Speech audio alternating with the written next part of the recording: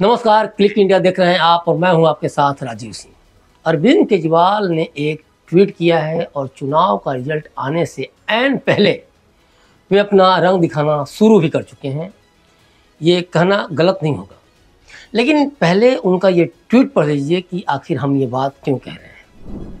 वे लिखते हैं अपने ट्वीट में कि कुछ एजेंसीज दिखा रही हैं कि गाली गलौज पार्टी की 55 से ज़्यादा सीट आ रही हैं। पिछले 2 घंटे में हमारे 16 उम्मीदवारों के पास फोन आ गए हैं कि आप छोड़ के उनकी पार्टी में आ जाओ, मंत्री बना देंगे और हर एक को 15-15 करोड़ देंगे। अगर इनकी पार्टी की 55 से ज़्यादा सीटें आ रही हैं तो हमारे उम्मीदवारों को फ़ोन करने की क्या ज़रूरत है। जाहिर तौर पे ये फर्जी सर्वे करवाए ही इसीलिए गए हैं ताकि ये माहौल बनाकर कुछ उम्मीदवारों को तोड़ा जा सके, पर गाली गलौज वालों हमारा एक भी आदमी नहीं टूटेगा। ये भाषा, ये ट्वीट है अरविंद केजरीवाल के। अरविंद केजरीवाल का यह ट्वीट उनके चुनावी स्ट्रैटेजी के पॉइंट ऑफ से देखा जाए तो एक परिचित पैटर्न है। शुरू से ये सब करते आ रहे हैं, दावा करते हैं कि पार्टी के उम्मीदवारों को तोड़ने की कोशिश की जा रही है। ये भी चुनाव से पहले करते रहे हमेशा। उनके करोड़ों का ऑफर दिया जा रहा है, उन्हें मंत्री पद का लालच दिया जाता है। यह पहली बार नहीं है जब उन्होंने ऐसा कहा हो। आप पीछे के भी कई चुनाव को देख लीजिए, केंद्र सरकार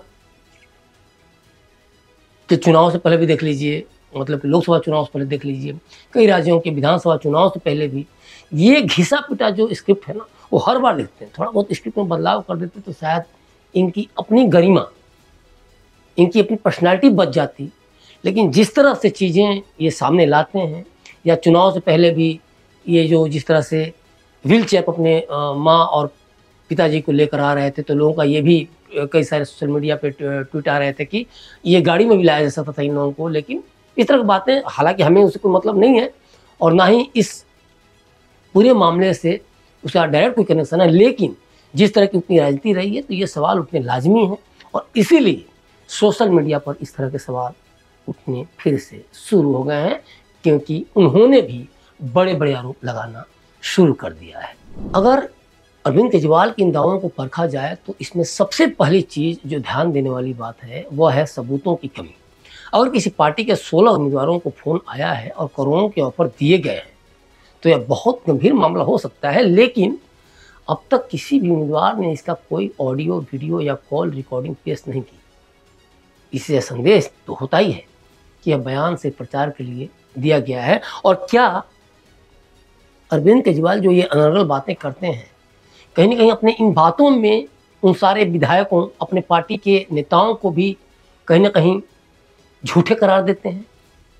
कहीं ना कहीं उनके ऊपर भी इस तरह का तो तोहमत लगता ही होगा कि क्या सारे एक तरह की सोच रखते हैं, क्योंकि आप सबूत नहीं दे रहे हैं और आप कुछ भी बोले जा रहे हैं और अपनी चिरपरिचित परंपरा में शुरू से ही आप रंगे पड़े हैं।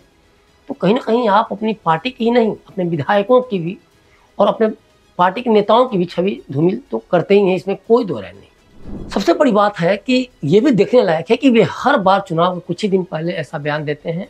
ये एक सोची समझी रणनीति हो सकती है ताकि माहौल बना सके, और इस बार भी कल रिजल्ट आने वाला है तो ये बयानबाजी स्टार्ट हो गई है। जब कोई नेता यह दावा करता है कि विपक्ष उन्हें तोड़ने की कोशिश कर रहा है तो इसका दोहरा फायदा होता है।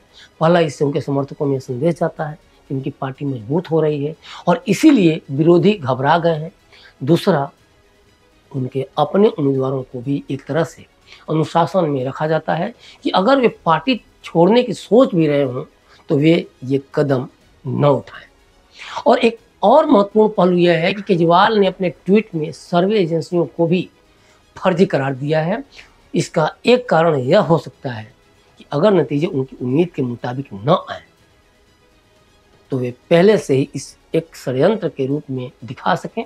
अगर सर्वे में उनकी पार्टी को कम सीटें मिलती हैं तो वे इसे बीजेपी और कांग्रेस की साजिश बताकर खारिज कर देते हैं, और अगर उन्हें अच्छी सीटें मिलती हैं तो वे इसे जनता की ताकत बताते हैं। यह दोहरा रवैया भी उनकी राजनीति का शुरू से ही हिस्सा रहा है। तो इस पूरे घटनाक्रम को समझने के लिए यह सवाल भी उठता है कि क्या अरविंद केजरीवाल इस बयान के पीछे घबराए हुए हैं या यह एक सातिर चुनावी दांव है उनका।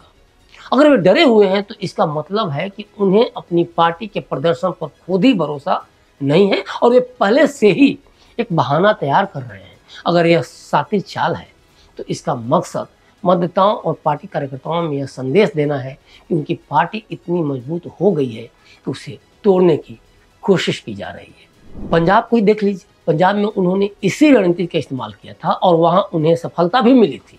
गुजरात में भी उन्होंने यही किया, लेकिन कोई खास फायदा भले ही वहाँ नहीं हुआ।